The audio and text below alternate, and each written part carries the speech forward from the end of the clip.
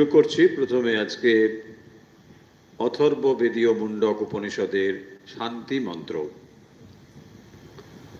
ওম ভদ্রং কর্ণেভিঃ শৃণুয়ামদেবা ভদ্রং পশ্যেমাক্ষভির্যজত্রাः स्थिरैरङ्गैस्तस्तुवागं शस्तनूभिः व्यशेमदेवहितैजदायुः। ॐ शान्ति शान्ति शान्ति।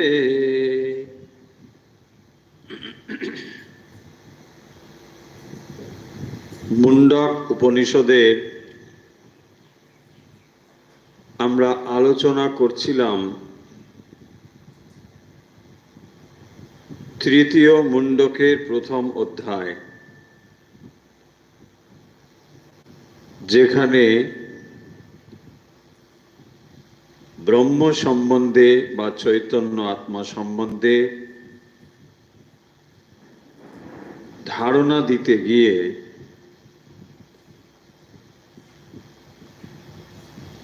একটি বৃক্ষ এবং দুটি পাখির উপমা দেওয়া হয়েছে।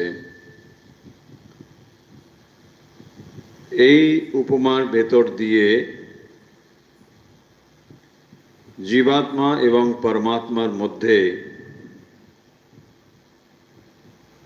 কি সাদৃশ্য রয়েছে তা তুলে ধরা হয়েছে। আসলে জীবাত্মা এবং পরমাত্মার মধ্যে কোনো তফাৎ নেই, কিন্তু যেহেতু মায়ার ভেতর দিয়ে জীবাত্মা দেহ মন বুদ্ধির ভেতর দিয়ে প্রকাশিত হচ্ছেন, তাই যেন সেটি পরমাত্মা থেকে পৃথক বলে মনে হচ্ছে। কিন্তু যখন এই উপলব্ধি তার হয়, তখন জীবাত্মা বুঝতে পারে যে পরমাত্মা এবং জীবাত্মা বলে যে দুটি মনে হয়েছিল, বাস্তবিক তা কখনোই নয়।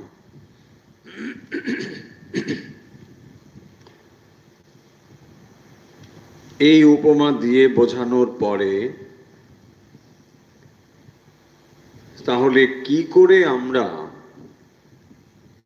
সেই পরমাত্মাকে জানতে পারি, উপনিষদ সে বিষয়ে বলছেন। তাহলে জীবাত্মা এবং পরমাত্মার মধ্যে কোনো তফাৎ নেই। এখন প্রশ্ন হবে যে তফাৎ নেই আমরা যেন খানিকটা গায়ের জোরে বলছি কেন? না, আমরা যে অনুভব করছি সেখানে তো জীবাত্মা এবং পরমাত্মা এক অনুভব করছি না।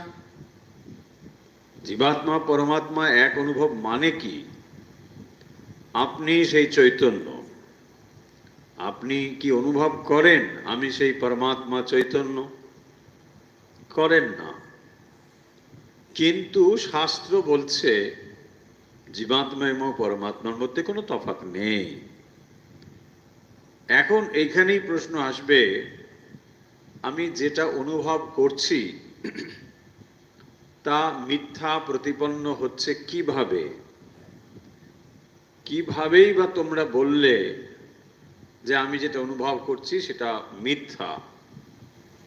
প্রশ্ন থাকবেই। সেই জন্যে বলা হচ্ছে যে যখন আমরা এটা অনুভব করছি আমি এক পৃথক, পরমাত্মা এক পৃথক, তখন বুঝতে হবে আমাদের ভেতরে মলিনতা রয়েছে। এই মলিনতার ফলেই আমরা জীবাত্মা বা পৃথক বলে অনুভব করছি। যদিও দুটো পৃথক নয়, তবুও আমরা পৃথক অনুভব করছি। তাহলে পৃথক অনুভব করছি, এটা সত্য। কিন্তু এটাও সত্য যে এই পৃথক অনুভব হওয়ার কারণ হলো দেহ মন বুদ্ধির সঙ্গে সংযুক্ত হওয়ার ফলে পরমাত্মা যেন ছোট হয়ে গিয়েছেন। এই হলো মূল বিষয়।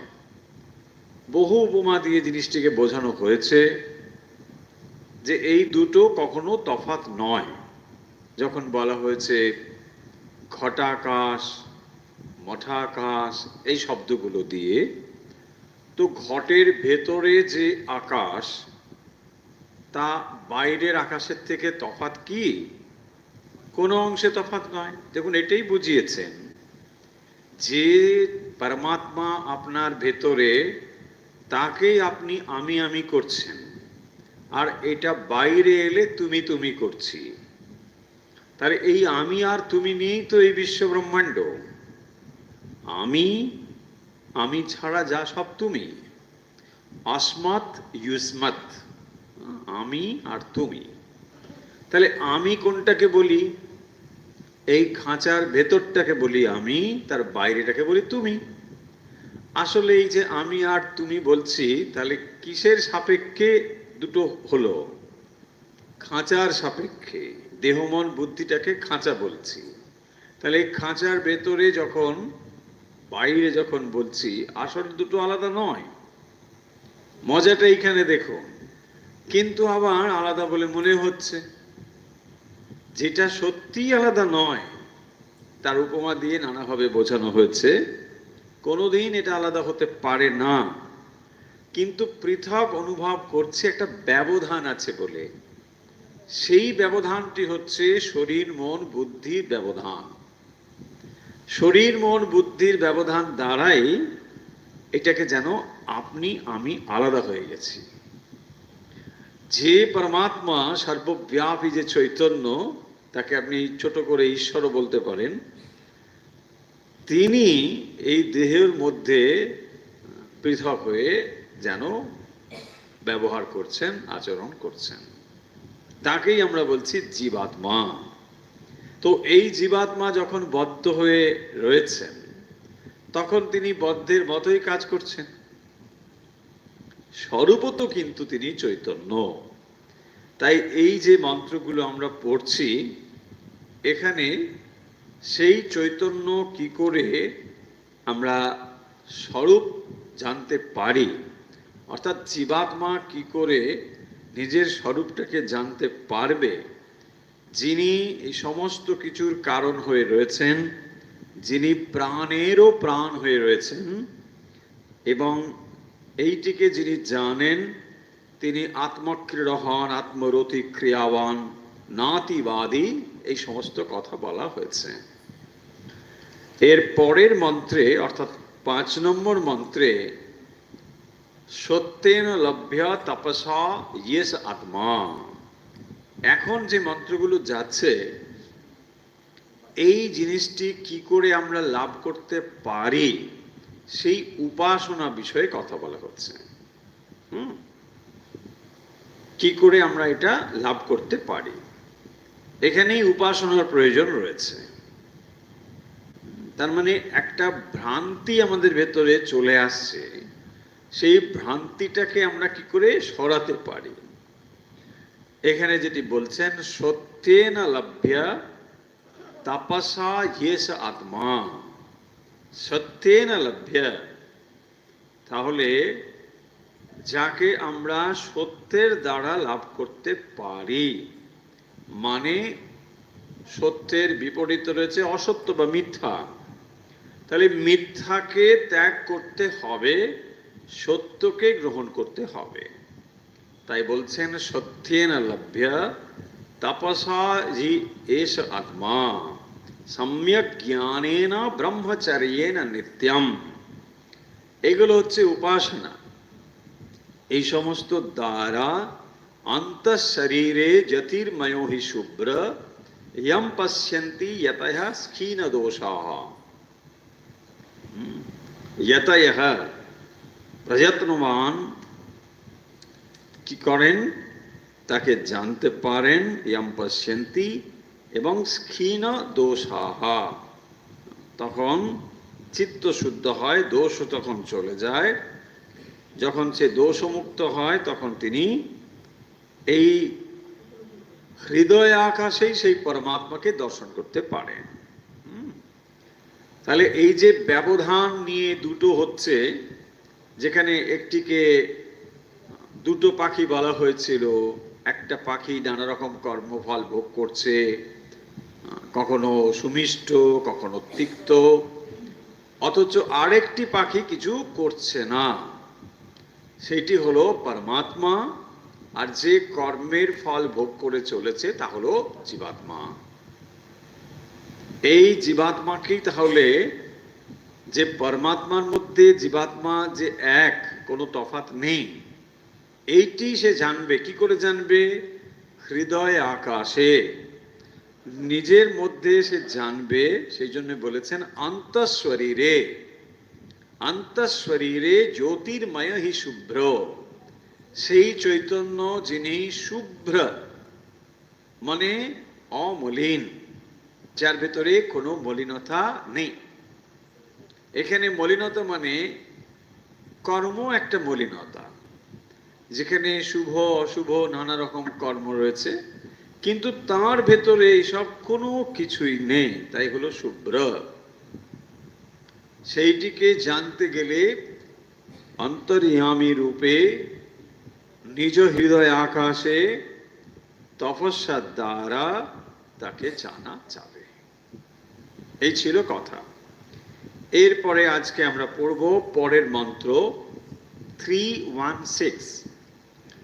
এই মন্ত্রটি আগে যে মন্ত্র বলা হলো তারই এক্সটেনশন বলতে পারেন, মানে ওই সত্য এইটাকে যেন আরো একটু জোর দিয়ে এখানে বলছেন।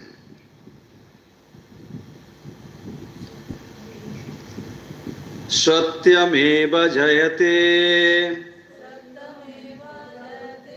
নানৃতম সত্যেন পন্থা বিততো দেবজানা येन आक्रमन्ति ऋषयो यात्मकामा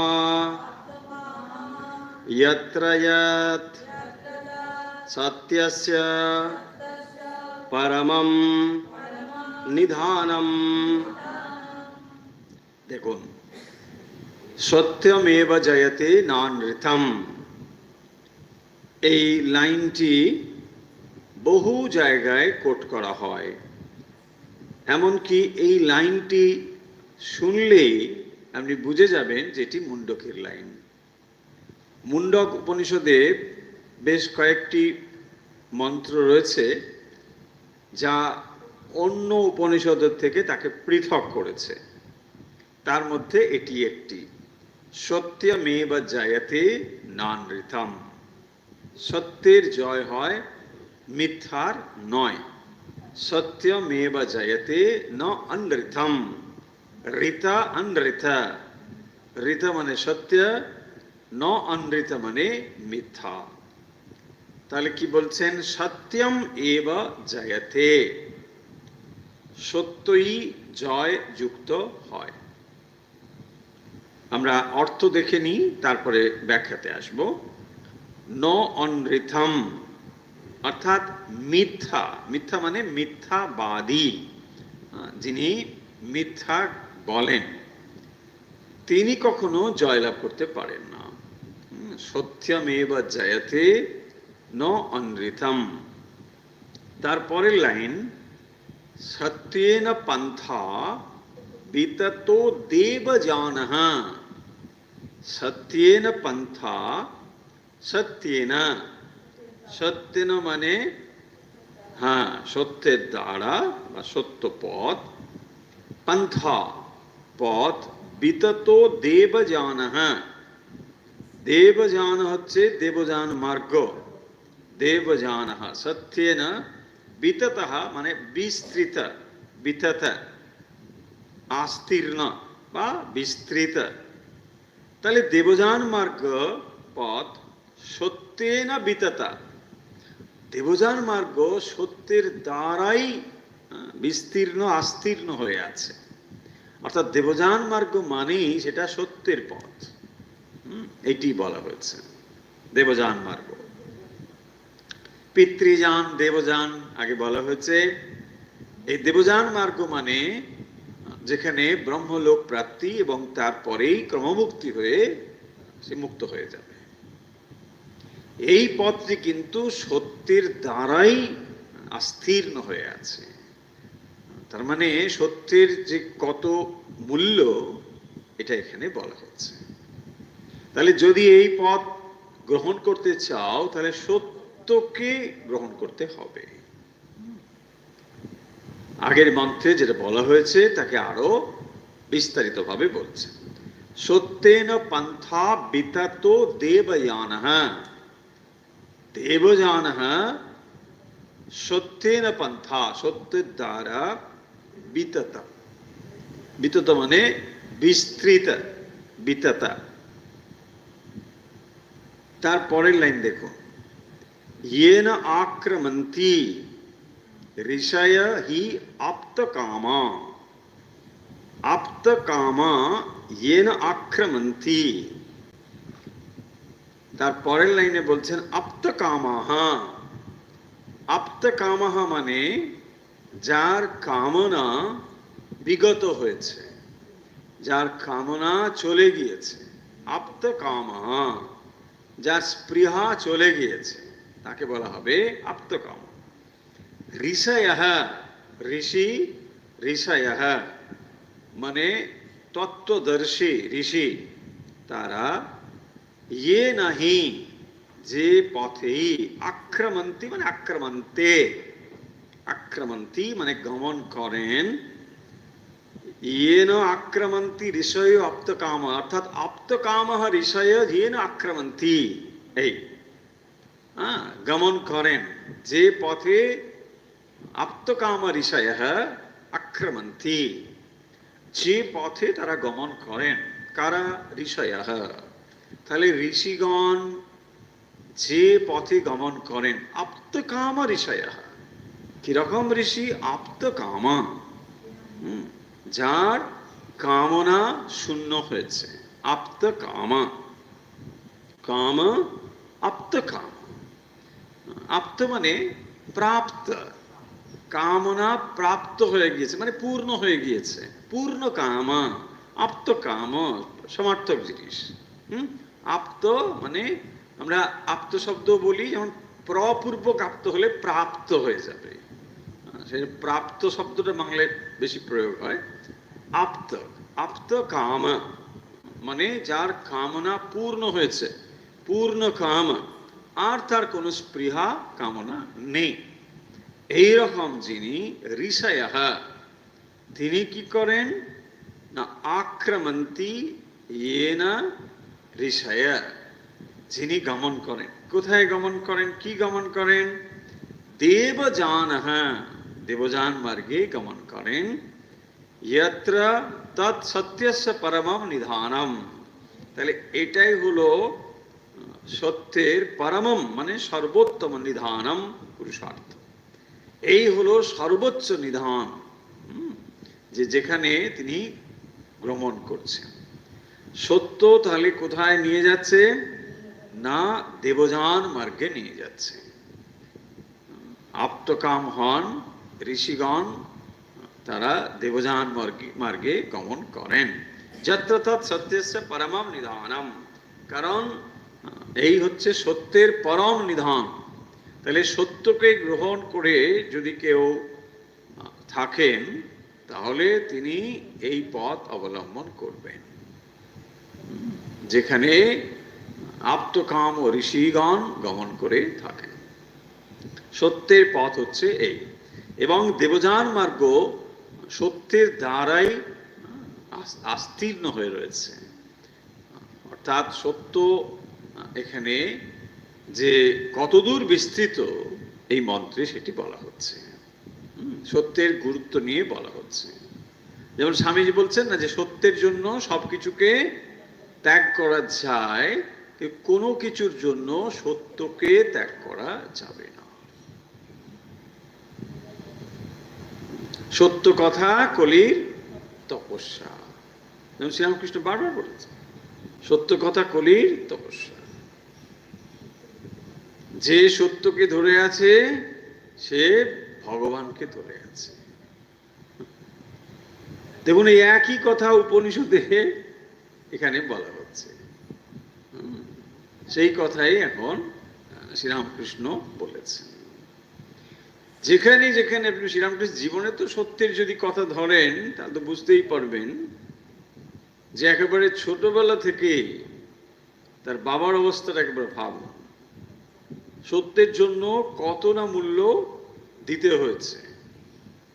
যদি তিনি একবার রাজি হয়ে যেতেন তাহলে বোধহয় আর শ্রীরামকৃষ্ণের জন্ম টন্ম এইসব লীলা প্রসঙ্গ আর কিছুই হতো, তাই না? কামারপুকুরে আসাই তো হতো না, ওই দেড়ে গ্রামেই থেকে যেতেন। হ্যাঁ, দেড়ে গ্রামেই থেকে যেতেন, আর কামারপুকুরে আসাই হতো না যদি একবার মিথ্যা সাক্ষীটা দিয়ে দিতেন, আর এত কষ্টের মধ্যেও পড়তে হতো না। ভাবুন কি অবস্থা, না? ভগবান আসবেন বলে সত্যের একটা বিরাট পরীক্ষা হয়ে গেল। তো যিনি আসছেন পৃথিবীতে, যে পিতামাতাকে আশ্রয় করে আসবেন, তাদের ভেতরে সত্য আদর্শ কতখানি আছে সেইটা পরীক্ষা করতে তো হবে।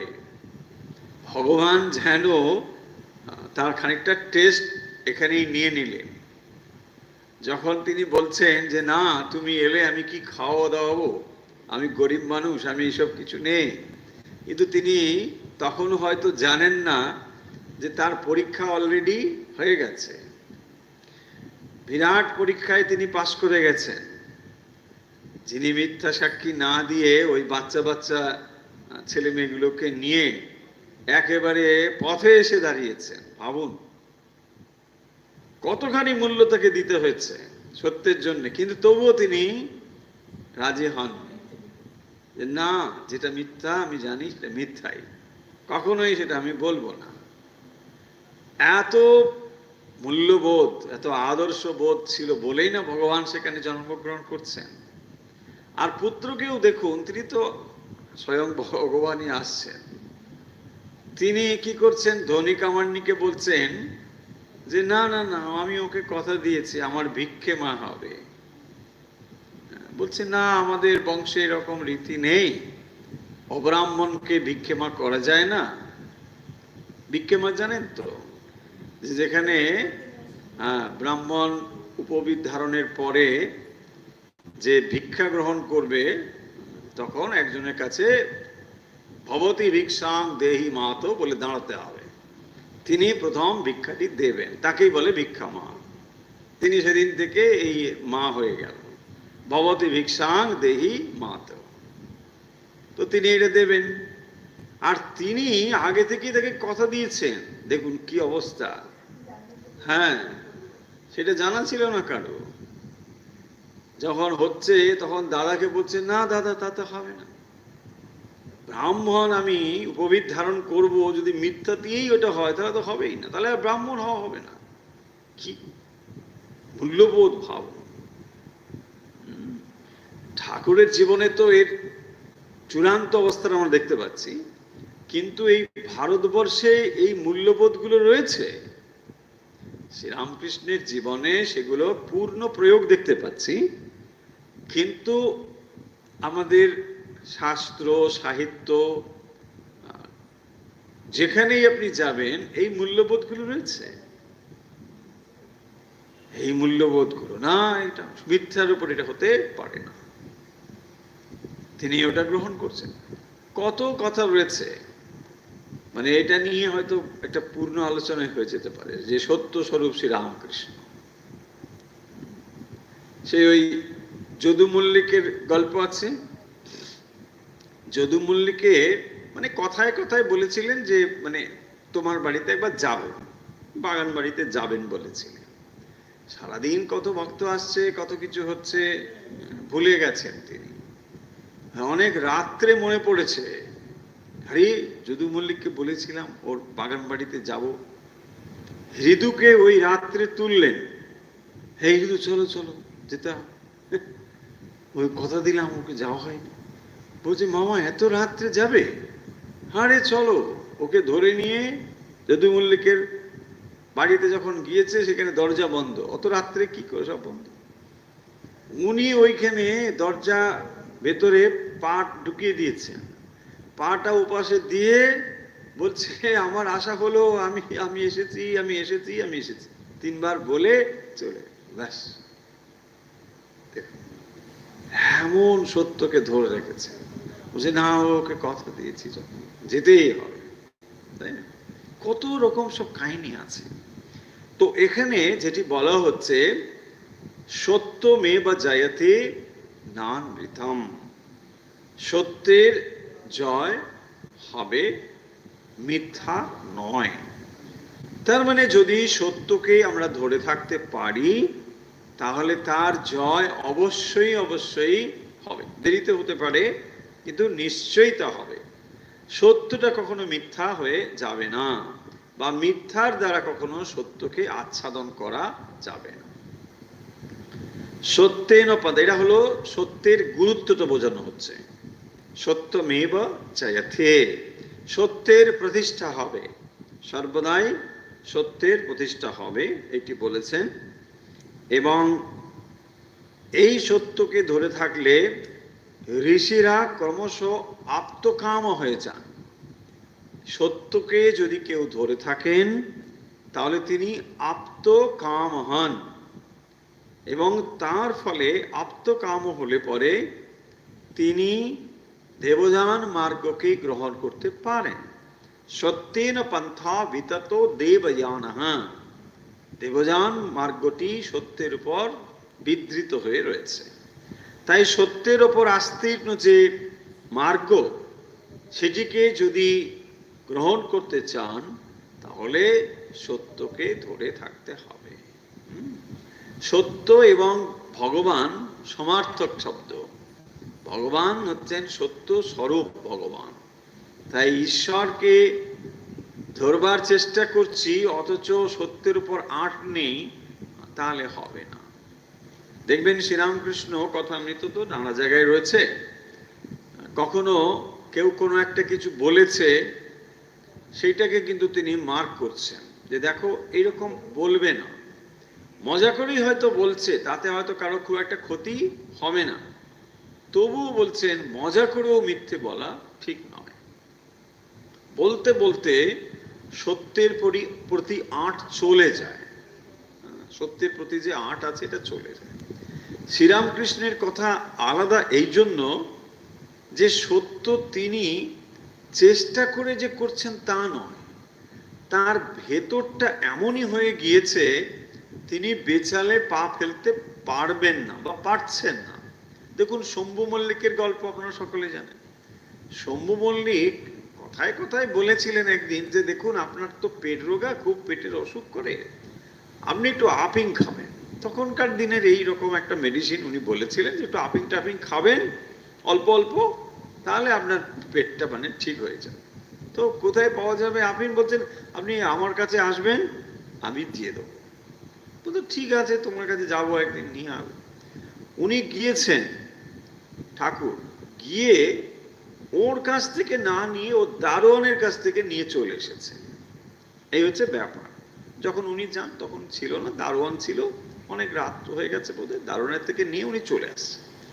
মুশকিল হচ্ছে কি, ওকে ওই দারোয়ানের থেকে আফিং অল্প একটু আফিং কাগজে মুড়ে নিয়ে যখন আসছেন, রাস্তা আর চিনতে পারছেন না। একটা নালা মতো ছিল, ওই নালা থেকে বারবার পড়ে যাচ্ছে। ভাবুন কি অবস্থা। যিনি সত্য স্বরূপ, তাকে চেষ্টা করতে হচ্ছে না, তিনি মিথ্যা আশ্রয় নিতেই পারবেন না। ওই যে মিথ্যা হয়েছে, বলেছিল শম্ভু মল্লিক যে আমার থেকে নিয়ে যাবেন। মিথ্যা কতটা লক্ষ্য করুন, আমরা হয়তো এই মিথ্যাটাকে মিথ্যা বলে অনেক সময় মনেই করি না, কিন্তু যিনি আদর্শ তৈরি করছেন তার অবস্থাটা একবার বুঝুন। তিনি এক ওর থেকে নেওয়া হয়নি। দ্বিতীয়ত তার দারোয়ানের থেকে যে নেওয়ার পারমিশন তার কাছে ছিল তা তো ছিল না। এই দুটো অপরাধ হয়ে গেছে। সেই জন্যে রাস্তা খুঁজে পাচ্ছে না, নালার দিকে গিয়ে পড়ছে। হ্যাঁ, কি অবস্থা।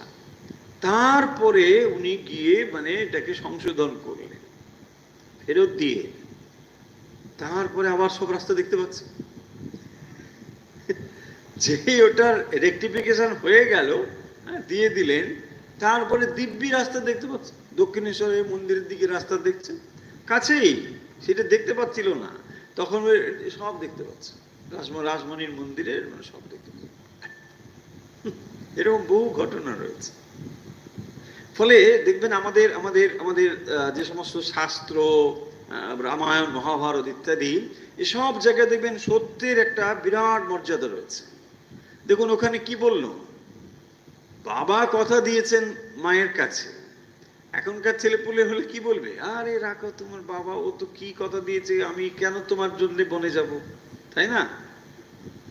কি আছে, পিতৃসত্য পালনের জন্য তিনি যাচ্ছেন বনবাসে, পুরুষোত্তম রামচন্দ্র, এসব তো পড়ছি আমরা, জানছি, ঠিক, মহান চরিত্র নিঃসন্দেহে। কিন্তু দেখুন এখন মূল্যবোধ আমাদের যে জায়গায় গিয়ে দাঁড়িয়েছে, কোন পিতার ওই রকম কথা বলছে না, আপনি স্ত্রৈণ ছিলেন একরকম। এখনকার মূল্যবোধের বিচারে তো এরকমই বলবে, তুমি তোমার স্ত্রীকে কি কথা দিয়েছো না দিয়েছো তার কি মূল্য আছে। কিন্তু না, কবে দেখুন যেই মুহূর্তে তার রাজ্য অভিষেকের কথা, রাজ্য অভিষেক হবে, তার সমস্ত আয়োজন সম্পূর্ণ, চারিদিকে একেবারে রাজবাড়িতে বিরাট আনন্দের হাটবাজার বসেছে, সেই অবস্থাতে খবর এলো যে না, ওকে বনবাসে যেতে হবে। আরে বাপরে, কি অবস্থা।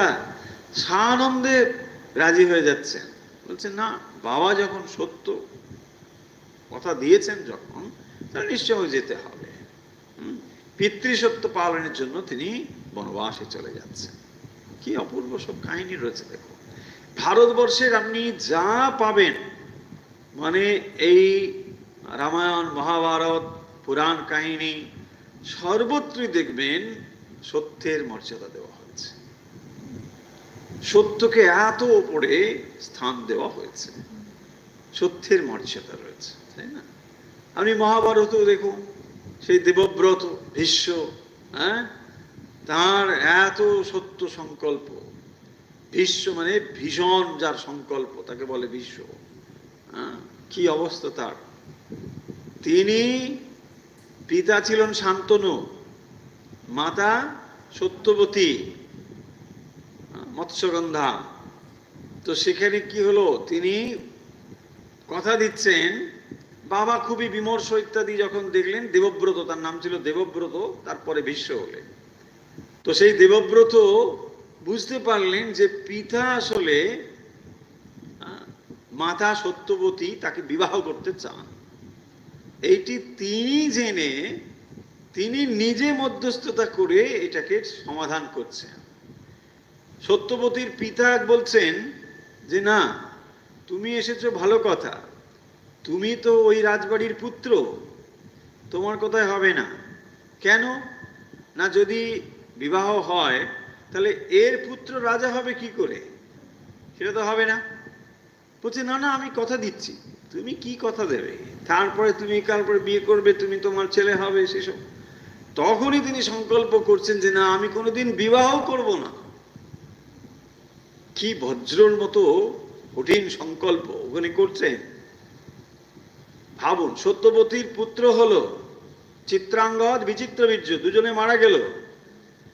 তখন একে বিবাহ করবার কথা বলছে। তখনকার দিনে এরকমই ছিল, পুত্রবধূকে বিবাহ করা যেত। বলছে তুমি বিবাহ করো, রাজবংশের গতিটাকে রক্ষা করো। বলছে না না, আমি কিছুতেই করতে পারবো না, কিছুতেই হলো না বিবাহ। দেখুন, তারপরে সেই অম্বিকা অম্বালিকার গল্পও জানেন, সেখানেও বিবাহ হলো না। এই যে সত্যকে ধরে রেখেছেন যে না, আমি কখনোই এই সাম্রাজ্যকে কোনোভাবেই আমি বিবাহ দ্বারা আমার পুত্র সাম্রাজ্য অধিকারী হবে আমি চাই না, কখনোই আমি করব না। তিনি করেননি। এই তো কাহিনী রয়েছে না, এরকম কত কত কাহিনী রয়েছে যা এই সত্যকে ধরে রাখার কথাই বলে। এখানেও ঠিক সেই একই কথা উপনিষদ। দেখুন, আমরা যে গল্প, উপন্যাস, সাহিত্য, কাব্য ইত্যাদি পড়ি, এর মূল্যবোধগুলো কোথা থেকে পাওয়া গেছে? এই মূল সাহিত্য হচ্ছে এইগুলো, যেগুলো আজ আমরা পড়ছি অবিকৃত অবস্থায়, কোনো পরিবর্তন না করে এই সাহিত্যগুলো আমরা পড়ছি। উপনিষদ, তার ভেতরে এই মূল্যবোধগুলো রয়েছে। সেই মূল্যবোধগুলোই আপনি দেখবেন গল্পে, সাহিত্যে, উপন্যাসে, কাব্যে, নানা জায়গায় এগুলোর একটু একটু করে ছিটে ফোটা রয়েছে। মূল জায়গাটি আমরা পড়ছি। হাজার হাজার বছর ধরে ভারতবর্ষে এই মূল্যবোধ চলে আসছে। সেখানেই সেটাই বলছেন, সত্যমেব জয়তে ন নৃতম। একবারে মুখস্থ করার মতো শব্দ, সত্যমেব জয়তে ন নৃতম। সত্যেন পন্থা বিততো দেবযানঃ। সত্যের পথ দেবযান মার্গ পর্যন্ত। তার মানে যদি সত্যকে ধরে রাখেন, একেবারে ক্রমমুক্তি হয়ে আপনি মুক্ত হয়ে যাবেন। যে পথ ব্রহ্মলোকে গিয়ে মিশেছে এবং সেই ব্রহ্মলোক থেকে সে মুক্ত হয়ে যায়, এই যে পথ, তার মানে সত্যকে যিনি ধরে আছেন তিনি দেবযান মার্গ অবস্থান করেন বা সেখানে যেতে পারেন। येन आक्रमन्ति ऋषयो हि आप्तकामा। आप्तकामा ऋषयः, ऋषय मंत्रद्रष्टार ऋषय। तो যিনি মন্ত্রদ্রষ্টা ঋষি, উপলব্ধিমান তত্ত্বদর্শী, তিনি হচ্ছেন ঋষি। সেই ঋষি আপ্তকাম হন সত্যকে ধরে থাকলে। সত্যকে যিনি ধরে থাকেন তিনি পরিণামে আপ্তকাম হন, তার কামনা বাসনা সব সমাপ্ত হয় এবং তখন তিনি কি করেন না, এই দেবযান মার্গ অবলম্বন করেন। যত্র তৎ সত্যস্য পরমম নিধানম। তাহলে এই যে দেবযান মার্গ, এটাকে বলছেন যে সত্যরূপ সাধনের দ্বারাই পরম পুরুষার্থকে লাভ করা যায়, সেটাই বলছেন পরমম নিধানম। নিধানম মানে স্থানম, যেটাকে লাভ করা যায়। পরম স্থান, সর্বোচ্চ স্থান যেটি হলো সত্য। সত্যস্য পরমম নিধানম যত্র তৎ। সেই সত্যরূপ সাধনের দ্বারা পরম পুরুষার্থকে লাভ করা যায়। তুলসীদাসজি কি বলছেন? সত্য বচন অধীনতা আর কি পরস্ত্রী মাতৃ সমান, তাই না? ऐसे हरि ना मिले तो तुलसी जुट जवान। তুলসী তাহলে ভুল কথা বলছে, একবার বলছেন সত্য বচন অধীনতা পরস্ত্রী মাতৃ সমান, ऐसे हरि ना मिले तो तुलसी झूठ जवान। হ্যাঁ, জবান ভুট, মিথ্যে কথা, ঝুট জবান বলছেন। ফলে সত্যের এত মর্যাদা। দেখুন, ঠাকুর গোপালের মাকে কত ভালোবাসতেন, কত কাহিনী আছে। গোপালের মা একবার ইচ্ছে হলো দক্ষিণেশ্বরে ঠাকুরকে রান্না করে খাওয়াবে। ভালো, খুবই ভালো কথা। তো রান্না করছেন, রান্না টান্নার জন্য যা ব্যবস্থা সব দেওয়া হয়েছে। এবারে ঠাকুর খেতে বসবে, খুব সুন্দর করে সাজিয়ে গুজিয়ে ঠাকুরকে দেওয়া হয়েছে। ঠাকুর খেতে গিয়েই দেখছেন ভাত শক্ত। হ্যাঁ হ্যাঁ, শক্ত ভাত আমি খেতে পারি, ব্যাস আর ওর হাতে খাবো না, এই বলে ফেলেছে। ওর হাতে আর খাবো না। সত্যি সত্যি আর তার হাতে খাওয়া হলো না। বলে ফেলেছেন সত্য স্বরূপ ভগবান।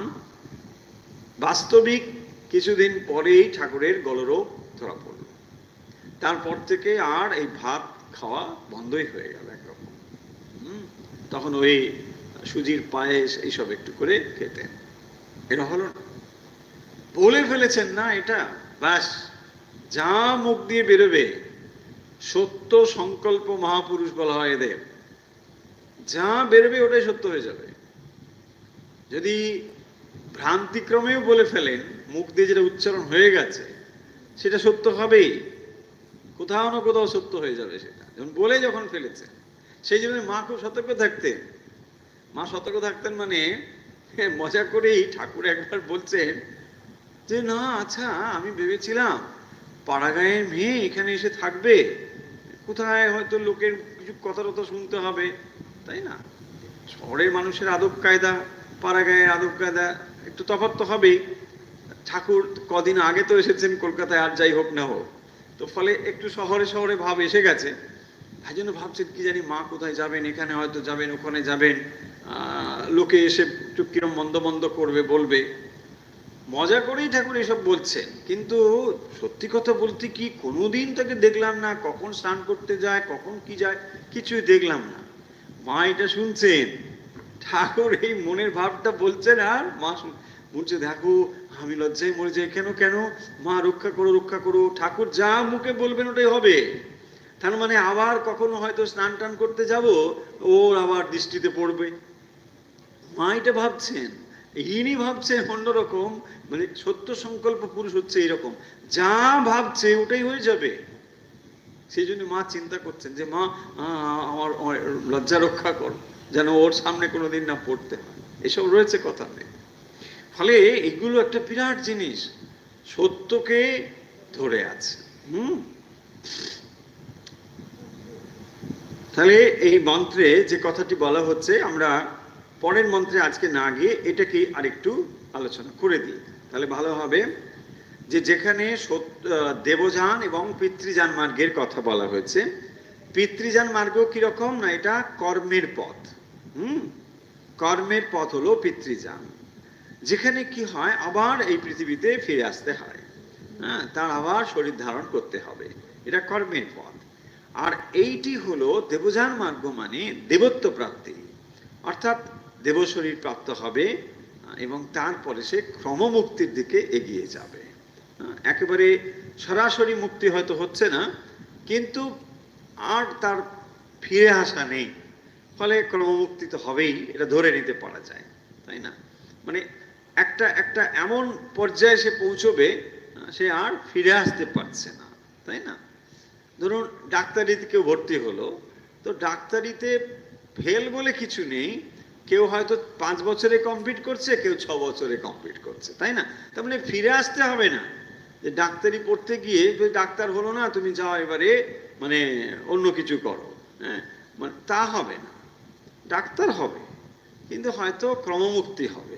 তার মানে কেউ 4 বছরে 5 বছরে পেল, কেউ হয়তো 6 বছরে সার্টিফিকেটটা পাবে। ব্যাপারটা হলো এই। তার মানে দেবযান মার্গ যে সত্যকে ধরে রয়েছে, তার মুক্তি হবেই হবে, অবশ্যই হবে। কেন না বলছেন সত্যকে সে ধরে আছে। তাহলে সত্যকে যে ধরে থাকে সে এভাবেই ধীরে ধীরে কিরকম হয় না, ঋষি যেমন আপ্তকাম হয়, সমস্ত কামনা বাসনা চলে যাবে। তাহলে সত্যকে যিনি জীবনের চরম লক্ষ্য বলে ধরেছেন, এখন প্রশ্ন হবে যে তাকে মূল্য দিতে হবে। যিনি সত্যকে গ্রহণ করেছেন তাকে মূল্য দিতে হবে। যদি মূল্য দেবার জন্য তিনি সত্য থেকে পিছিয়ে যান, তাহলে আর হবে না। তাহলে সত্যকে যে আপনি ধরেছেন তার মূল্য দিতে হবে। কোন মূল্যে আপনি সত্যকে ধরছেন, সেই জন্য দেখবেন সত্যকে জীবনের থেকেও মূল্যবান বলা হয়। কারণ একটি জীবন যদি চলে যায় তাতে খুব একটা ক্ষতি কিছু হলো না, একটা জীবন চলে গেল।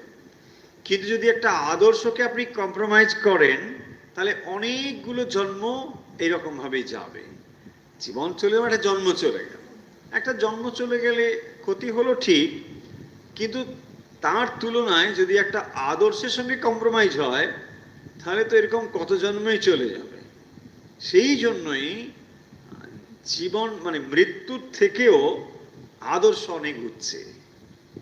মারা যাবে, কোনো সমস্যা নেই, মৃত্যু যদি হয় হাসি মুখে মৃত্যু গ্রহণ করবে, কিন্তু আদর্শের সঙ্গে কম্প্রোমাইজ করবে না।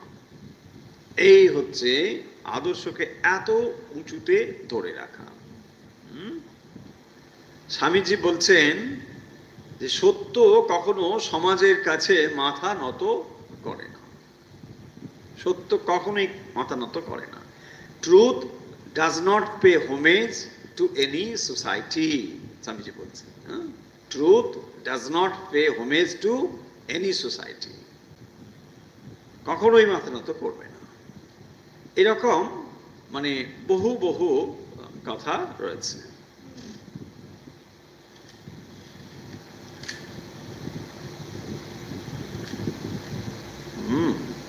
ভগবান রামচন্দ্রের জীবনেও এইসব কথা রয়েছে। একটু আগে তো যেমন বললাম, দেখবেন তুলসীদাসজির রামায়ণে এটা রয়েছে, রঘুকুল রীতি সদা চলি আই, প্রাণ যায় বরু বচন ন যায়। বচন মানে কথা, সত্য, সত্য বচন। প্রাণ যাহু বরু বচন ন যায়, বচন যাবে না। একদম রঘুকুল রীতি চলি আই, এই হচ্ছে রঘুকুলের রীতি। যা বলেছে একবার সেটা রক্ষা করতেই হবে, যেমন করেই হোক। এইরকম কঠিন বিষয় সব রয়েছে শাস্ত্রে, আমাদের নানা জায়গায় সব রয়েছে। তো এভাবেই আমরা দেখব। তাহলে 6 নম্বর মন্ত্র আরেকবার যদি দেখে নিই, সত্যমেব জয়তে নানৃতম সত্যেন পন্থা বিততো দেবজানঃ, যেন আক্রমন্তি ঋষয়ো ইয়াপ্ত কামঃ, যত্র তৎসত্যস্য পরমম নিদানম। তাহলে যে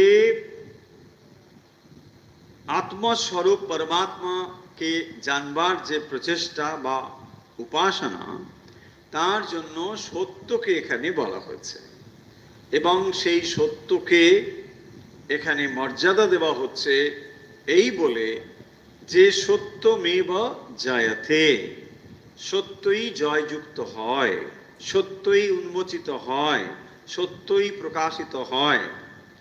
ন অনৃথম, মিথ্যা কখনোই নয়। এবং সেই সত্য মানে হলো স্বয়ং ভগবান, স্বয়ং ঈশ্বরই হচ্ছেন স্বরূপ, সত্যের স্বরূপ। সত্যেন পন্থা বিততো দেবজানঃ, তাহলে সত্যেন পন্থা বিতত দেবজানঃ, পন্থা সত্যের দ্বারা আস্তীর্ণ হয়ে আছে। তার মানে দেবযান মার্গটি যেন সত্যের দ্বারাই আধারিত, সত্যই হচ্ছে তার ভিত্তি, দেবযান মার্গ, সেখানে মিথ্যার কোনো স্থান নেই। তারপরে বলছেন येन আক্রমন্তি ঋষয় হি আপ্ত কামা, ঋষয় আপ্ত কামা, ঋষিগণ তথ্যদর্শীগণ আপ্ত কামহান, কামনা শূন্য হয়ে যায় কিসের দ্বারা? সত্যের দ্বারা। সেই সত্যকে যারা ধরে থাকেন, সত্যের উপাসনার দ্বারা সত্য সম্বন্ধী যারা উত্তম সাধন, তার ফলে ঋষিগণ বিগত স্পৃহ হন, তত্ত্বদর্শী ঋষি তারা বিগত স্পৃহ হন, হয়ে কোথায় গমন করেন না দেবযান মার্গ, উত্তর মার্গ গ্রহণ করেন, এবং সত্যের দ্বারাই যা আস্তীর্ণ হয়ে রয়েছে এই পথ তারা গ্রহণ করে থাকেন। তাহলে এখানে সত্যের মর্যাদা বলা হলো, সত্যের প্রতিষ্ঠা বলা হলো, সত্য যে পরমম নিধানম তাও বলা হলো। সত্যের দ্বারা আমরা যে পরম পদ প্রাপ্ত হতে পারি, পরম পুরুষার্থ লাভ হতে পারে, তাও কিন্তু বলা হলো। তাহলে এই হলো সত্যের মর্যাদা, সত্যের সাধন, সত্যের দ্বারা উপাসনা এবং পরম সত্য লোক গ্রহণ করা, যেটি হলো পরমম নিধানম। তাহলে যিনি সত্যকে ধরে আছেন তিনি ভগবানের কোলেই অবস্থান করছেন, ভগবানকেই ধরে আছেন, কারণ সত্য স্বরূপই হচ্ছেন ভগবান, সমস্ত সত্যের স্বরূপ হচ্ছেন ভগবান, তাই না? তাই শ্রীরামকৃষ্ণ বারবার বলছেন যে সত্যকে ধরে আছে সে ভগবানকে ধরে আছে, আর সত্যই হলো কলির তপস্যা। তপস্যা। তপস্যা হলো সত্য। মিথ্যাকে যিনি আশ্রয় করে আছেন তার কখনোই দেখবেন, তপস্যা মানে হচ্ছে কনসেন্ট্রেশন। তপস্যা কায়িক তপস্যা হয়, মানসিক তপস্যা হয়, বাচিক তপস্যা হয়। কায়িক, মানসিক, বাচিক তপস্যার মূল উদ্দেশ্য হলো কনসেন্ট্রেশন, কনসেন্ট্রেশন অফ মাইন্ড। মনকে স্থির করাই হলো সমস্ত তপস্যার লক্ষ্য। দেখুন, তপস্যা যদি কনসেন্ট্রেশনের দিকে না যায় তাহলে শারীরিক কসরতের দ্বারা বিশেষ কিছু লাভ হয় না, তাই না? একজন দেখবেন দাঁড়িয়ে আছে, কাঁটার উপর দাঁড়িয়ে আছে বা কাঁটার উপর আসন করে বসে আছে, কিন্তু এর দ্বারা তার কনসেন্ট্রেশন হচ্ছে কিনা এটাই মনে রাখতে হবে, না হলে এটা লোক দেখানো হয়ে যাবে, তাই না? লোকে দেখে ভাবছে বাবা কি বিরাট যোগী পুরুষ। কনসেন্ট্রেশন মানে তপস্যা মানে ওটাই, যেখানে মাইন্ডকে আপনি নিয়ন্ত্রণ করতে পারছেন। সমস্ত তপস্যার হচ্ছে এটাই লক্ষ্য, মাইন্ডকে কনসেন্ট্রেট করতে হবে। দেখুন, যে মিথ্যাকে ধরে আছে তার মাইন্ড কনসেন্ট্রেট হবে? হবে না। খুব সাংঘাতিক, কারণ সর্বদাই তাকে ক্যালকুলেশন করে চলতে হচ্ছে, তাই না? ধরুন কাউকে একটা মিথ্যে কথা সে বলেছে, হ্যাঁ, ভুলে গেলে সর্বনাশ, তাকে ধরে রাখতে হবে। যদি কোনোভাবে ভুলে যায় তাহলে ধরা পড়ে যাবে।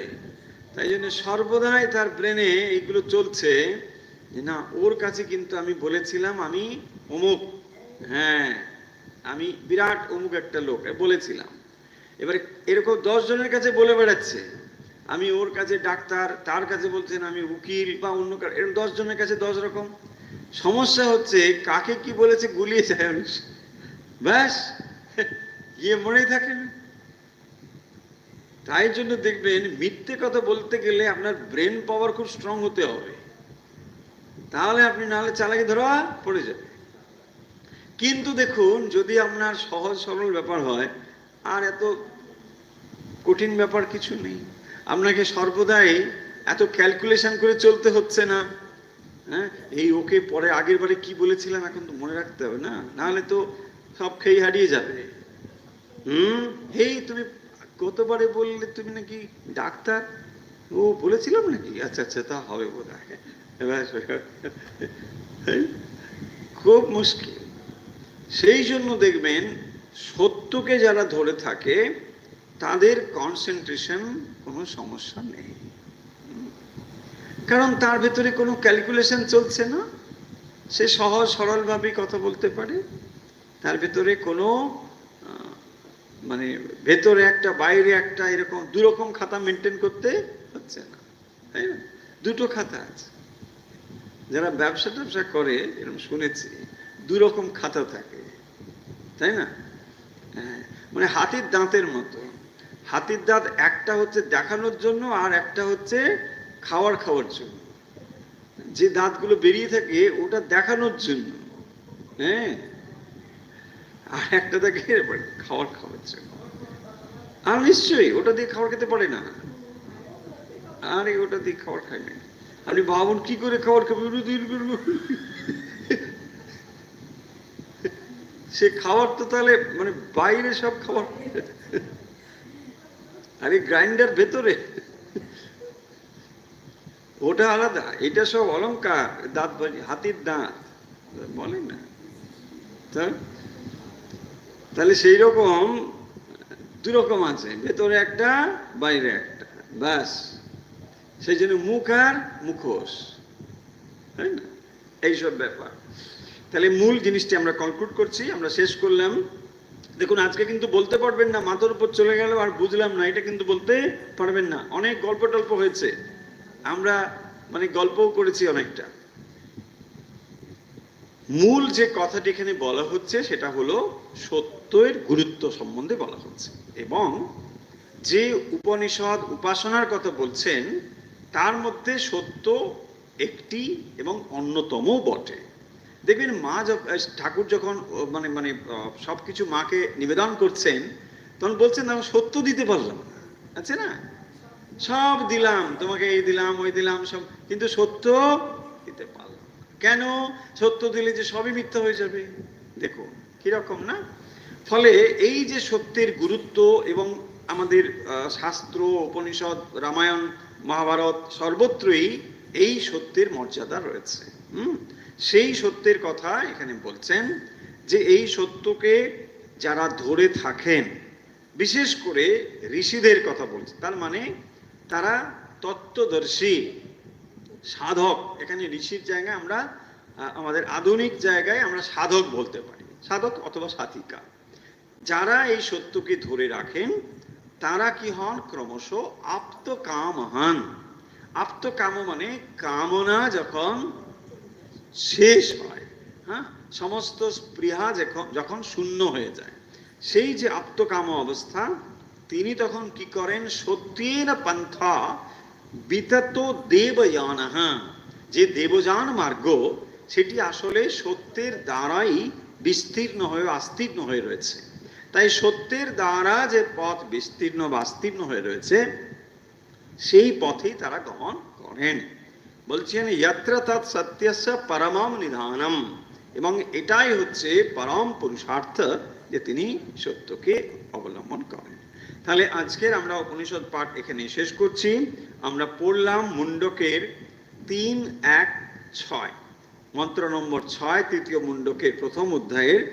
আশা করছি এই বিখ্যাত মন্ত্রটি আপনাদের মনে থাকবে, এবং অন্তত পক্ষে যদি পুরো মন্ত্রটা না মনে থাকতে পারে, প্রথম অংশটি কয়েকবার বললেই মুখস্থ হয়ে যাবে।